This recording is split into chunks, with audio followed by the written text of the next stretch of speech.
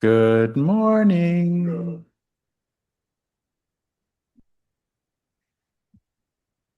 My name is Thomas Oliver. I use he, him pronouns. I serve as one of your Board of Trustees member. I'm the treasurer, and I'm happy to welcome you all on Zoom and in the room to the Tahoma Unitarian Universalist congregation. Uh, this is sort of a surprise for me. I didn't know I was doing this morning, so if I'm a little awkward, please excuse me. Unitarian Universalists are a community of people who hold many beliefs, many origins, identities, sexualities, and genders. We uphold and celebrate the inherent dignity of every person which means you are welcome as you are. Love is the power that holds us together as we gather in community to seek life's deeper meanings and to celebrate the diversity of all living things. We are all growing with and learning from one another. If you're here for the first time, we bid you a special welcome. After the service, I'll be in the sanctuary over in that area until something bright and shiny pulls me away. To answer any questions that you might have about Unitarian Universalism or our congregation. If you have questions about how to become involved in our community, just ask. I also encourage you to explore our website, tahomauu.com. At that website, you can sign up for our weekly e-news, and that includes information about the important and fun events going on in our congregation life and how you can participate. And on that subject, I have a number of announcements that various people want to make. Sean, you're up first.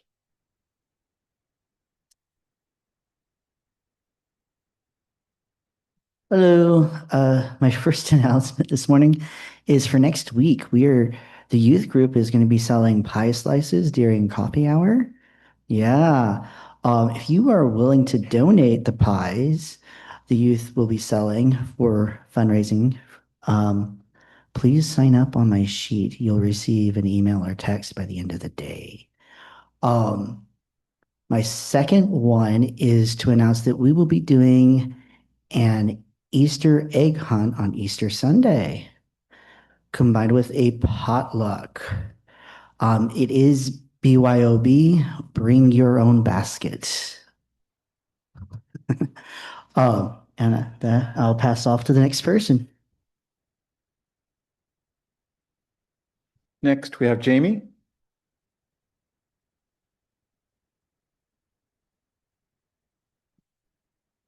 Good morning. My name is Janie Cox. I use she, her pronouns. Myself, Fran McLaughlin, and Maria Figueroa are in charge of the Third Friday potluck, which is coming up this coming Friday, the 20th. We have a master gardener, John Avery, speaking. He's talking about exploring climate change, our gardening values, and practical things we can do to get going within our realm of influence to counter the impacts of a changing climate. It will be at 11:30. Come in the back door downstairs. Bring your favorite dish. I don't know if everybody knows it. There is an accessible ramp at the back at the side of the church for the downstairs. So we hope to see you at 11:30 on Friday. Thank you.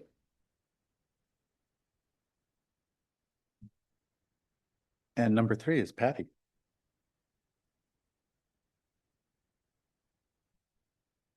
Just a real quick announcement.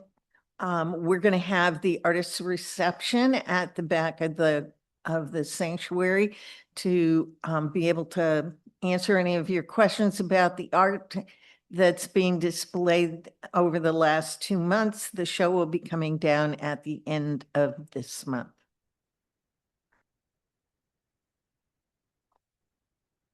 Thank you, everybody.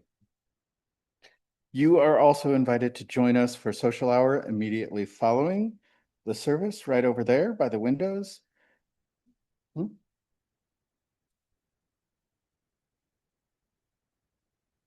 Oops.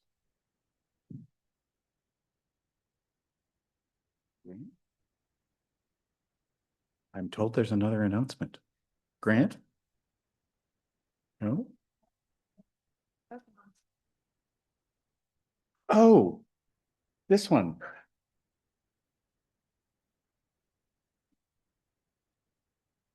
It's right in front of me. So, a little while ago, we did this exercise, and the hearts on the wall are the result of that. And what a lot of people said is they wanted to get together for social gatherings outside of church. And here's an opportunity. There is a walking group this Friday, the 13th at 10 o'clock at Wright Park, which is the big park downtown Tacoma. Meet at the conservatory, which is on G Street. And they're going to do it continuing every second Friday of the month.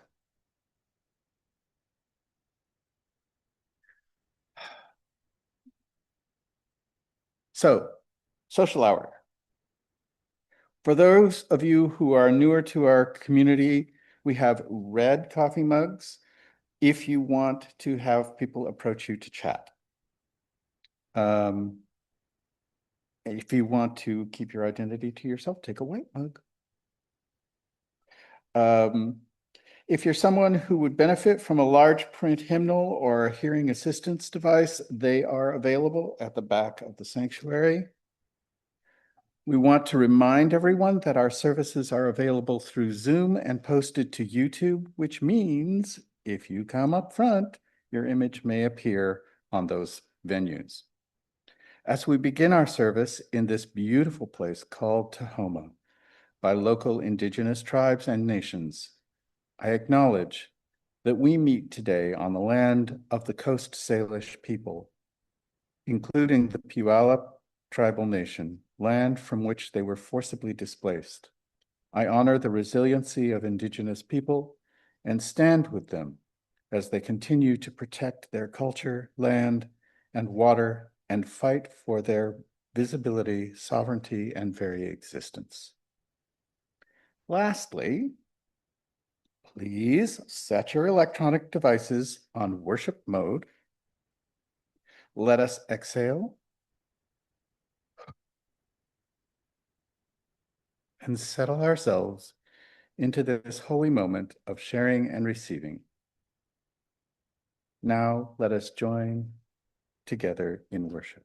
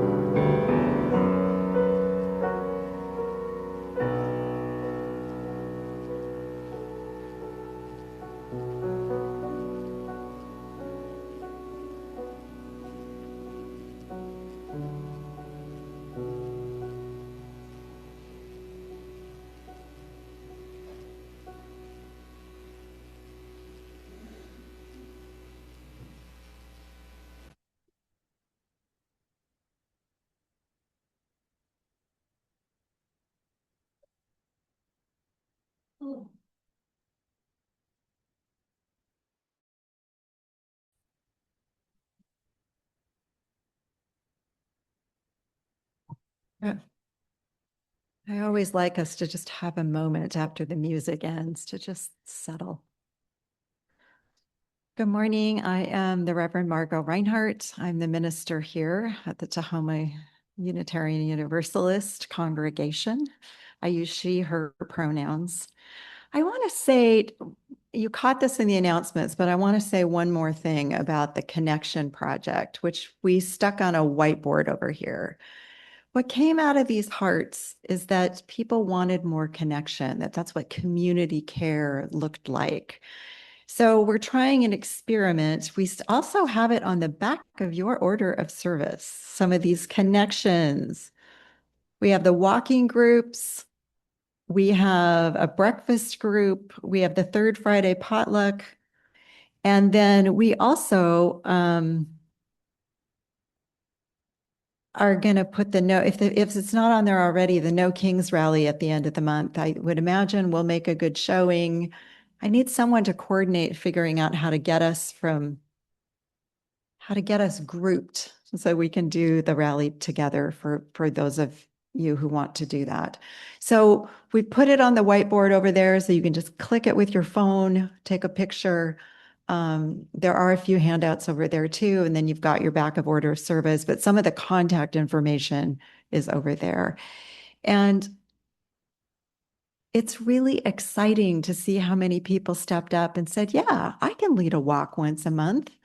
Or yes, I can do a breakfast group because I too want to get to know people better. Another way we get to know each other better is I like to invite people who are newer, if you want to say your name and kind of where you're from.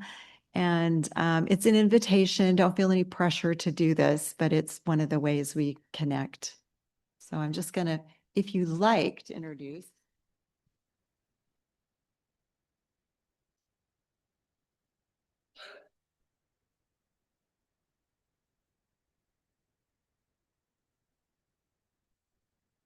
Sorry, I always have to look for the little green button. Yeah. And it doesn't have to be your very first time. If it's your second or third time, that's fine too. And just know you are most welcome, and certainly grab that red coffee mug if you're newer and you want people to come and say hello. Hi, I am Verl. I'm coming from Lakewood, and I'm really excited to be here with you all this Sunday to worship for my first time. Welcome. We're so glad you found us.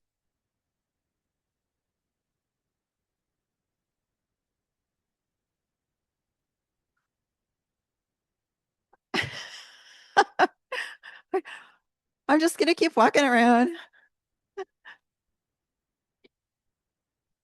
Hi, I'm Bridget. I am here from about a mile north, and I am not new to UU's, but I'm new to this congregation.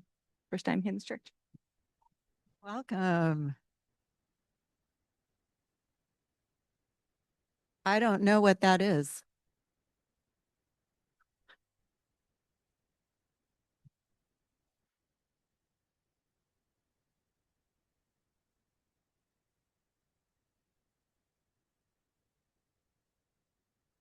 Okay. So for all the Zoomies, we had a little fire alarm go off and we're not sure why, since we can see that there is no flame or smoke over here, but battery. Okay. All right. Okay.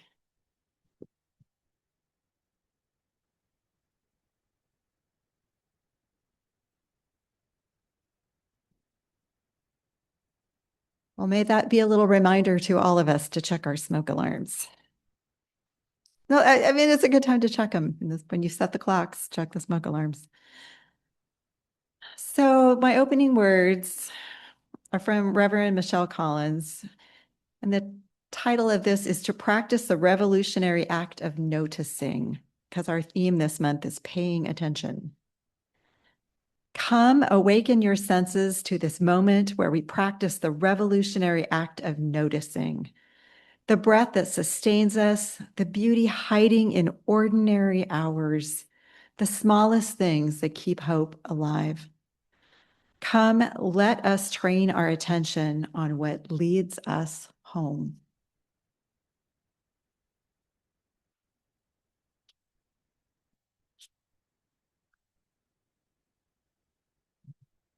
Good morning. I'm Sheila Wybrow, your celebrant this morning. It's my honor and pleasure.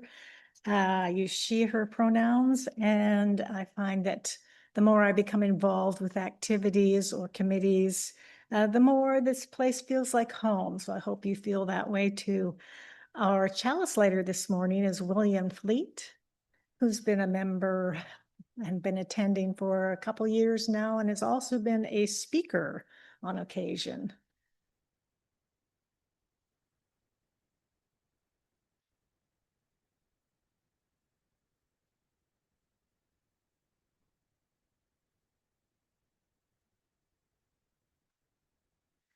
Please join me with the words on the screen.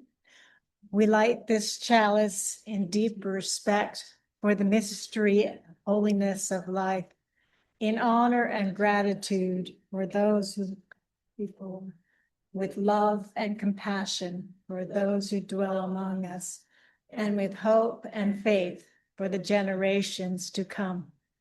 Our opening hymn is number 63 in the gray hymnal. Spring has now unwrapped the flowers, and the words will appear on the screen. Please stand in body or spirit.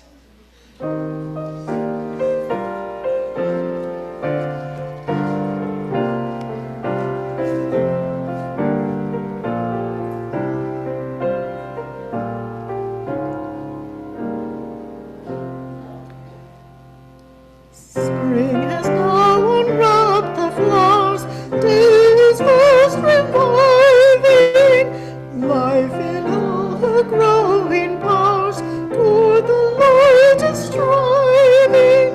Come the iron touch of cold, winter time and frost time, seedlings working through the mold, now make up for lost time. Herb and plant that winter long slumbered at the leisure, now be stirring green and strong, finding growth and pleasure. All the world with beauty fills, gold the green and unseen, flowers take thee among the hills, sit the meadows dancing.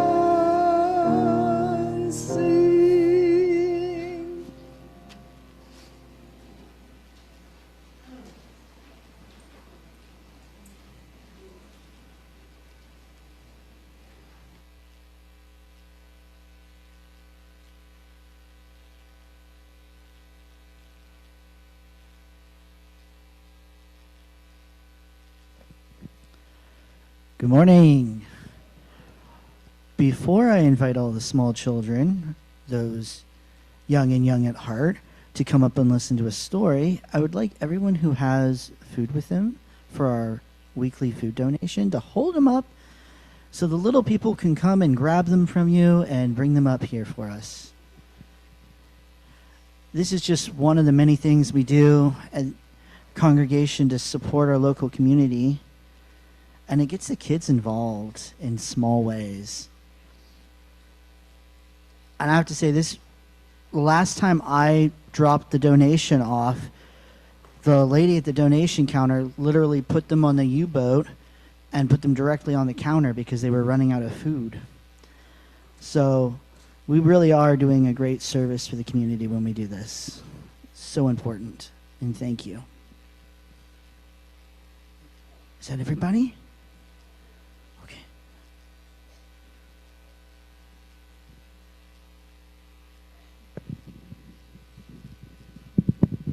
Small but mighty group today. Today we're reading The Coconut Monk by Thich Nhat Hanh. I probably did not pronounce that correctly. It's okay.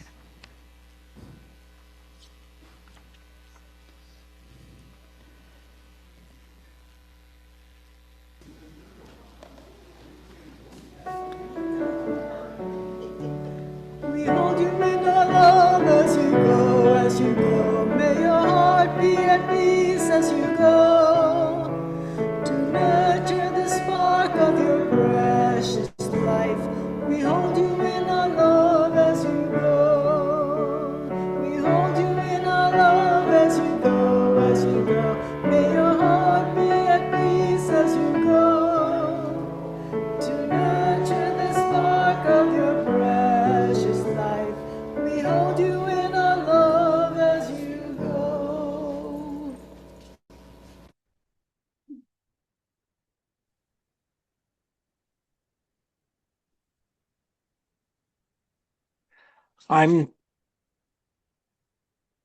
I'm David Ray. I use he, him pronouns. Uh, we invite you to generosity. Click the give button on your upper right corner of your page with the on our website, or put it in the baskets. We are passing the baskets around. I have this little writing here from Frank Caprio. He was the late Frank Caprio. He was a judge in the Providence, Rhode Island, in the a municipal judge, and he said, "Keep your distance from people who will never admit they are wrong, and who always try to make you feel like everything's your fault." There's a special kind of exhaustion that comes from dealing with people who twist every situation, shift every blame, and never take responsibility for their actions. No matter how patient, kind, and understanding you try to be, it's never enough because the problem isn't you, it's the environment. Walking away from people who refuse to be accountable isn't disrespect, it's self-protection. You can't heal, grow, find peace while carrying someone else's denial on your shoulders. Give yourself permission to step back, breathe, and build your life around people who communicate honestly, take responsibility, and value your peace. You deserve that. Frank Caprio.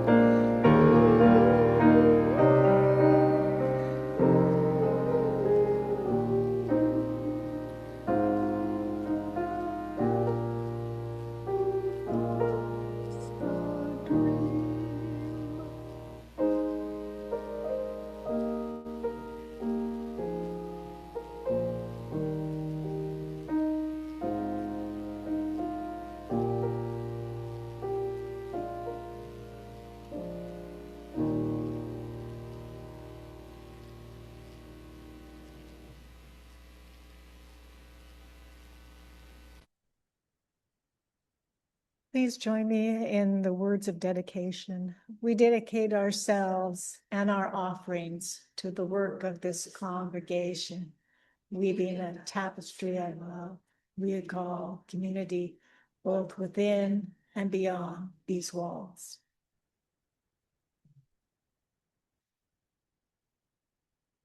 Our meditation hymn is number 352 in the gray hymnal. And again, the words will be on the screen. Please stand in body or spirit. Find a stillness.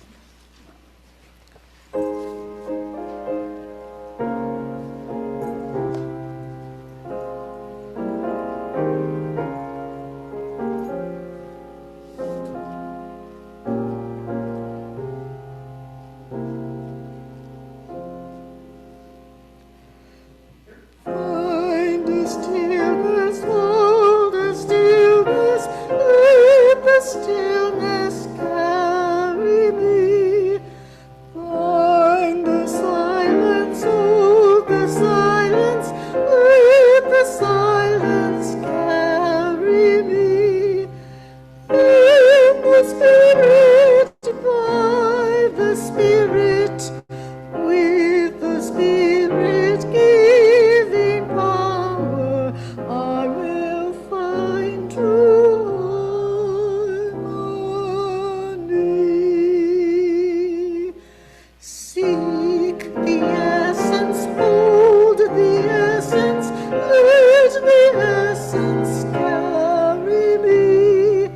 Let me flower, watch me flower, carry me. In the Spirit, by the Spirit, with the Spirit giving power, I will find true harmony.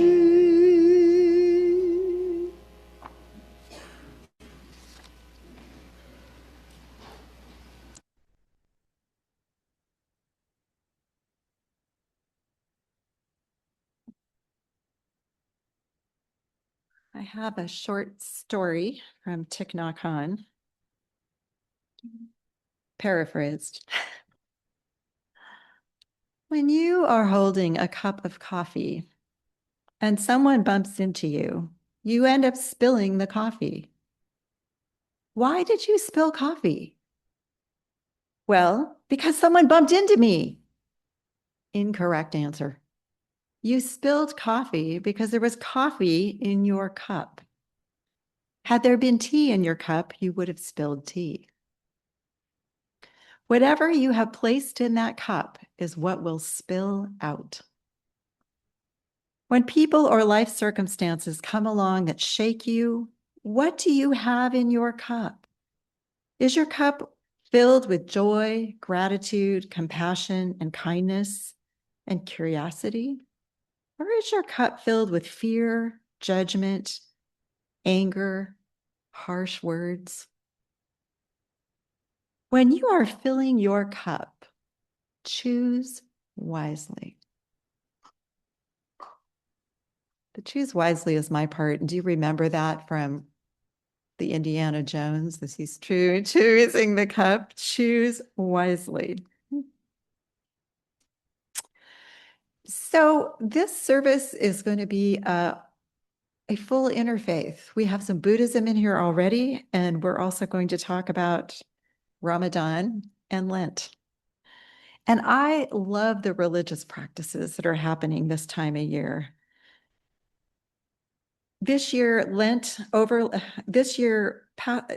Ramadan and Lent overlap each other for a bit, for a few weeks. And a couple of years back, Ramadan and Lent overlapped almost perfectly and into Passover. They were all three perfectly aligned because Ramadan moves 10 days each year. We'll get another chance at that, but not for a long time. I am no longer a Christian, and I'm not Jewish or Muslim, but I see these religious practices about paying attention. It's about more than that, but for me, it's about paying attention. All three have prayer, fasting, and almsgiving. So paying attention to the quality of prayer, and if prayer doesn't work for you, think about contemplation. So the quality of your contemplation, fasting. So what clarity comes to you when you are not consuming all the time? And alms, what do we have that we can give to others? And we already demonstrated that right there this morning and in our offering. And we contribute in other ways as well, besides monetary ones. So this morning, we're going to explore what these religious practices have to say to us.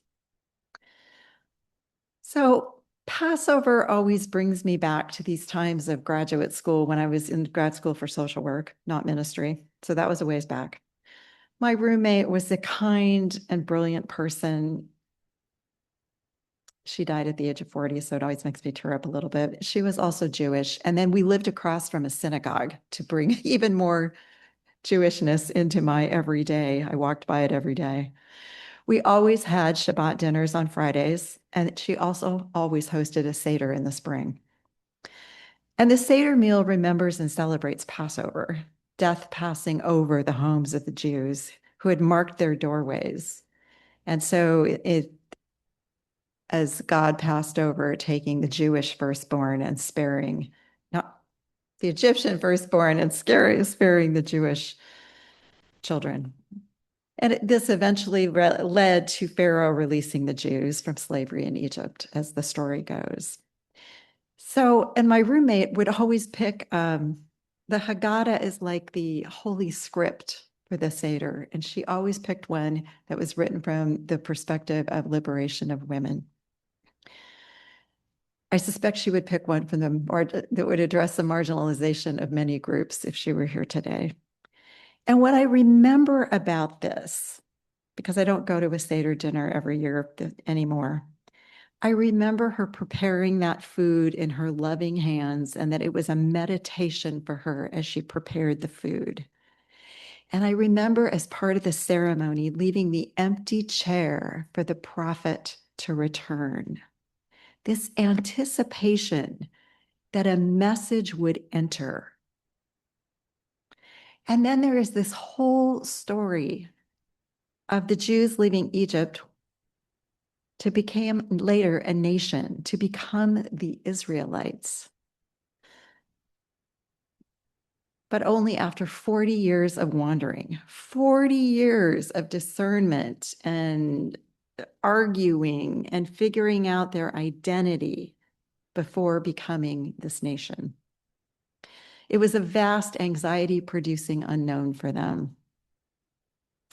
So what those rituals gifted me is this sense of importance of stepping out of my frenzied day-to-day life to stop, to listen, to sit in awe of history and what is greater than myself, and to see what insights just bubble up to the surface, to be whatever felt like an ultimate calling, and to pay attention to what was going on around me. I will say these days, this paying attention is a tricky thing because I don't always want to be paying attention to a news cycle. I don't know. I hate to bring this up. We're having a nice morning. But when I heard that we have now bombed water treatment plants, what are we doing? Oh, and police station, says Remy. But in Iran, would they have been bombing at the desalination plants, which turn the salt water into drinking water? So I need to take breaks from that news cycle, but I don't need to take breaks from how I'm doing internally. So 25 years later, I'm back in school again. This time I'm in a seminary, and to my shock and amazement, I am at a Jesuit Catholic seminary, asking myself, what am I doing here? How is this going to turn out for me? However, they were moving into a lot of looking at an interfaith perspective. They were slowly, very slowly, but very meticulously and intentionally getting there. But Lent, of course, was very prominent on this campus, and it was an opportunity to lean into what Christianity might be saying to me. And Lent is the remembrance of the 40 days Jesus spent in the desert, fasting and praying before he entered Jerusalem at Passover. And of course, the Passover he entered was the time of his death. And as I mentioned, Ramadan and Lent, Passover and Easter often come close together, although Ramadan moves quite a bit all the way around the calendar. So this fasting, this meditation, this prayer, in many of these religious traditions, the number 40 is very significant. It's said that Buddha spent 40 days meditating under the Bodhi tree before attaining spiritual enlightenment. In the Jewish mystic tradition of the Kabbalah, it's said to take 40 years to complete a cycle of transformation from intention to integration. As I mentioned, the Israelites spent 40 years wandering in the wilderness before establishing themselves as a landed nation. And Muhammad spent 40 days in a cave receiving the revelation of the Quran from Allah. So for Muslims, Ramadan is the holiest time of year. During Ramadan, over 1 billion Muslims around the world refrain from eating, drinking, and smoking from sunrise to sunset for 28 days. It's from one crescent moon until the next crescent moon. They fast, not even consuming water during the day. There are some exceptions for health and pregnant women, but for most people. And then at sunset, they gather with family or friends for iftar, which is a meal breaking their fast. And this year, Ramadan began on February 17th, and because it runs for those 28 days, it will soon be closing in mid-March. So when living in places outside Muslim countries, Ramadan feels very different. In Muslim countries, things slow down, people avoid eating out in public, some offices have shorter working hours, and there would be very few social events during the daylight hours. And then this gathering as the sun goes down. So I have some insights from a Unitarian Universalist Muslim, Abi Janamanchi, and who explains Muslims believe that fasting teaches self-restraint, self-reflection, and deepens the relationship with God.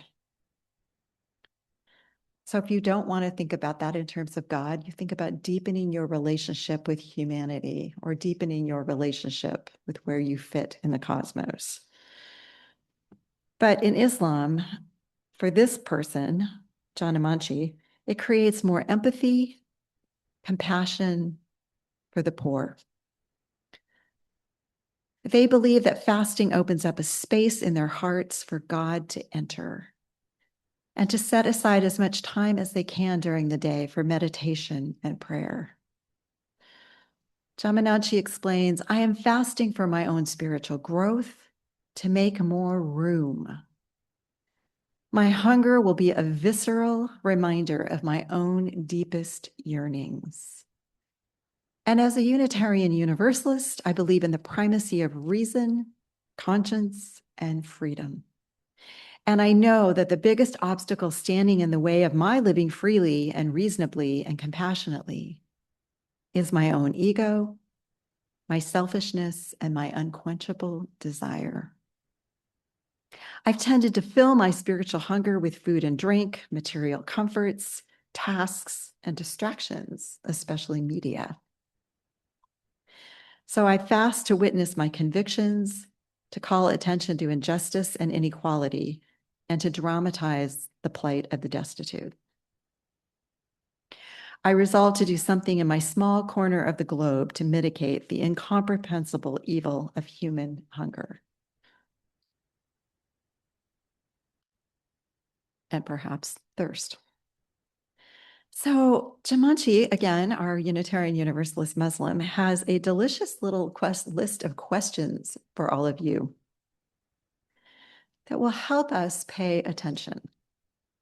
So here are some things he suggests. Is there something you're holding on to that you could let go of? Is there a confession you need to make to yourself or to another? Is there something or someone you need to forgive? Is there something or someone you need to seek forgiveness from? Is there a truth you need to admit, even if it's just to yourself? Is there a drink you should put down? Is there a celebration you can plan? Is there an invitation to someone that you could give? Is there a long past due phone call you might want to make? Is there a decision you can make? Is there an appointment you can cancel? Is there a walk you can take? Is there a nap you could profit from? Is there a sunset you can enjoy? And is there a hand that you can hold?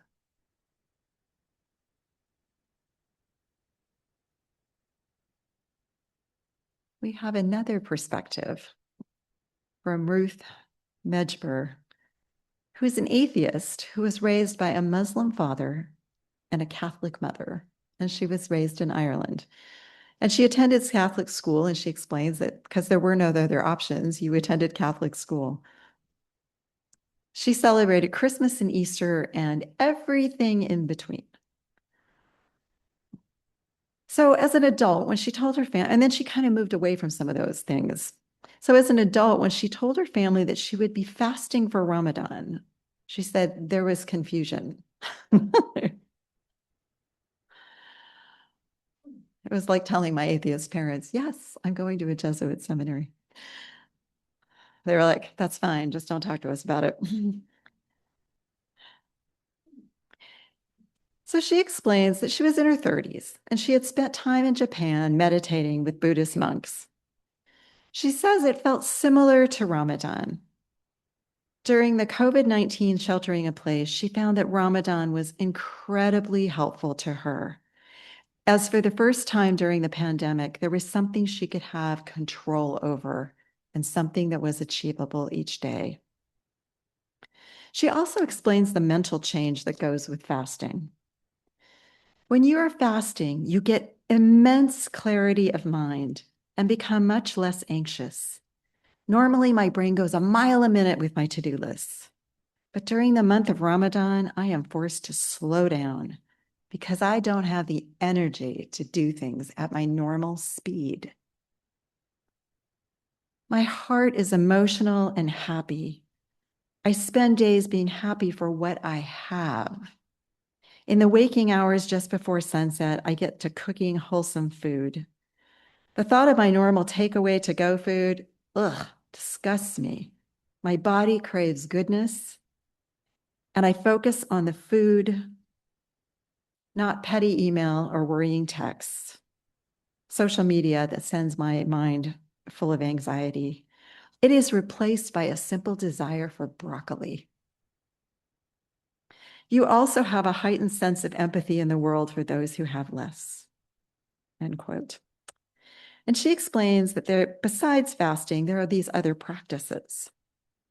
She donates money that she did not spend on food, fast food, lattes, or snacks, and she donates that food to causes helping to alleviate hunger around the world. So that is a bit from our Muslim neighbors. Meanwhile, Lent began in February as well. And Lent represents those 40 days that Jesus spent in the desert to pray and fast before his death. For 40 For years, not 40 years, for centuries, Lent was a time of penitence and fasting, right? And there was a complete 2-day food fast in the 2 days right before Easter. Lent was a time of prayers, fasting, self-denial, but also reading and meditation of the scriptures. It also included almsgiving.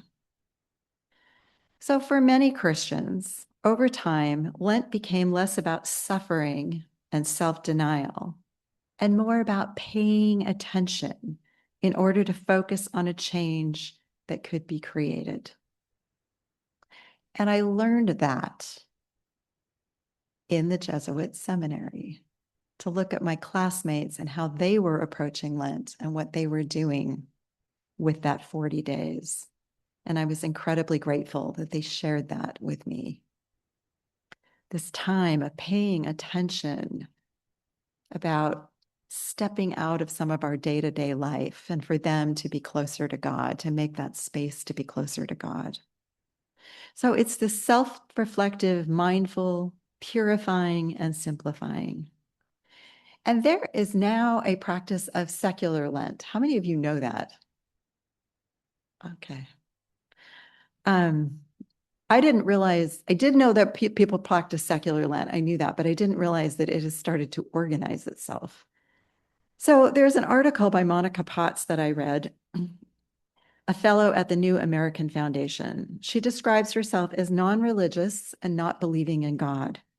However, she believes in spirituality in its purest form that she describes as, if we think about what we hold in common, from the Catholics on Easter Sunday to the yogis on the mat, we all need time and space for quiet reflection, to consider what connects us and to wish each other a true peace be with you. To pay attention to what you're cultivating. And what she means is step out of that everyday space into a sacred liminal space where something might be forming. And if you don't stop and listen, you can't hear it. She says, I'm someone without a lot of willpower, so staying course while giving up something for Lent was a new discipline. She gave up sugar and said it empowered me to think about my life in a different way, to consider what gave me real pleasure, not passing pleasure, to think about the long term versus the short. And it led to many years of giving up something. It forced me to think about what I was eating, why I was eating it, what I was consuming, why I was consuming. What did it mean about me as a person? And it became broader and broader for her, taking that Lent time. And she started asking herself more recently, what kind of neighbor am I? What am I filling my cup with? So here's another surprising thing. Recent studies on millennials reflect that millennials are actually more likely to observe Lent, possibly in this secular way, than average Americans, and that for that group, there's a focus on giving up some sort of technology. And I don't know if that's only for part of the day. I don't know how that is actually practiced. So something about wandering in this wilderness, examining how to live, and that there's no reason, these folks say, that we shouldn't do this outside of organized religion. So Monica Potts says, for me, it's this sense of connection with my past and others in my present. I look forward to it as much as the melting snow.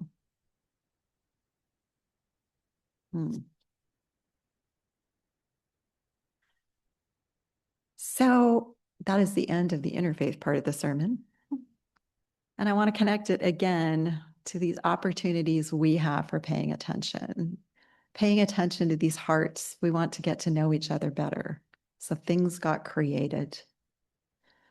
We want to support democracy. So some people want to create our attendance at the No Kings rally. I hope these suggestions give you a place to start filling up your cup. So that what spills out for you when you have a human interaction that might just bump your elbow, that what spills out for you is curiosity and love. And what kind of a neighbor am I being? And anything else that is important to you. So I hope these suggestions help you deepen any practices you already have, or maybe starting a new one, so that you can really hear what is calling you. Amen and blessed be. We are running a little overtime this morning, so I'm gonna, no, I'm not. I was gonna skip the setting attention, but no, I'm not. So just close your eyes for a second.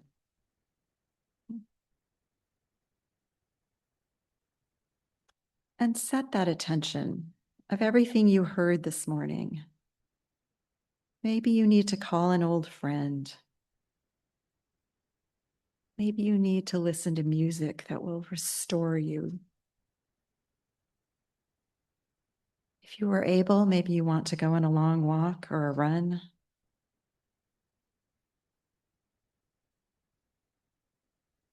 If you're someone who can't or forgets, like me, to bring food, canned food for our drive, maybe you can donate on a food bank website.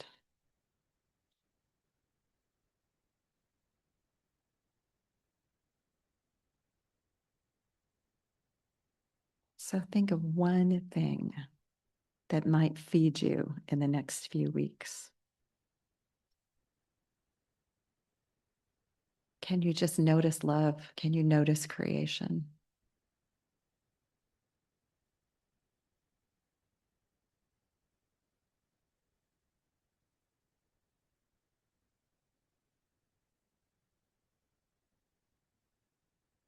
Amen.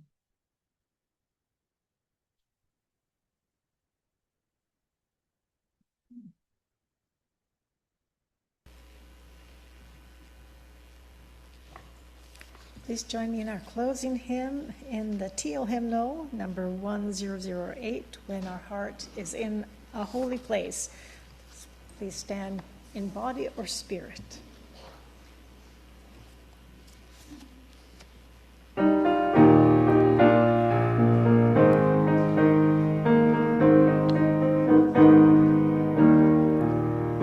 When our heart is in the holy place, when our heart is in a holy place, we are blessed with love and amazing grace. When our heart is in a holy place, when we trust the wisdom in each of us, every color, every creed and kind, and we see our faces in each other's eyes, then our heart is in a holy place.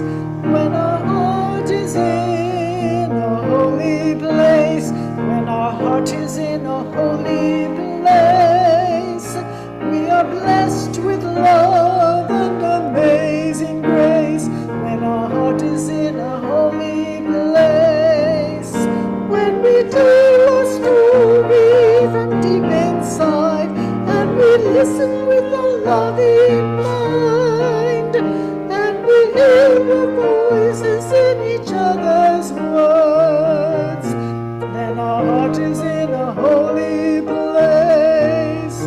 When our heart is in a holy place, when our heart is in a holy place, we are blessed with love and amazing grace. When our heart is in a holy place, when we share the silence on secret space, and the God of our heart stirs within, and we feel the power of each other's faith, then our heart is in a holy place. When our heart is in a holy place, when our heart is in a holy place, we are blessed with love and amazing grace. When our heart is in a holy place.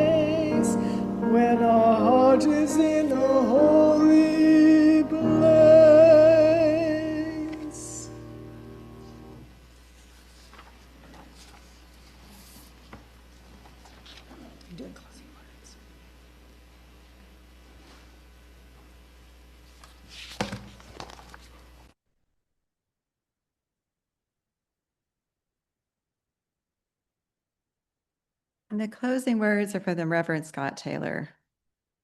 Who we listen to is who we become. Let us not just listen for clarity and guidance, but to become larger. Those voices whispering from deep within are not just calling us home, they are home.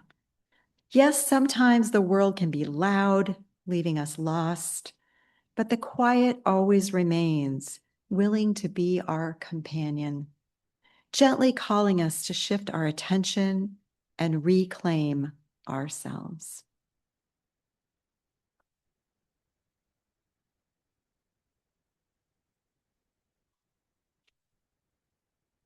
And please join with me in the words to extinguish the chalice, which will appear on the screen. We extinguish this flame, but not the light of truth, the warmth of community, or the fire of commitment. These we carry in our hearts until we are together again.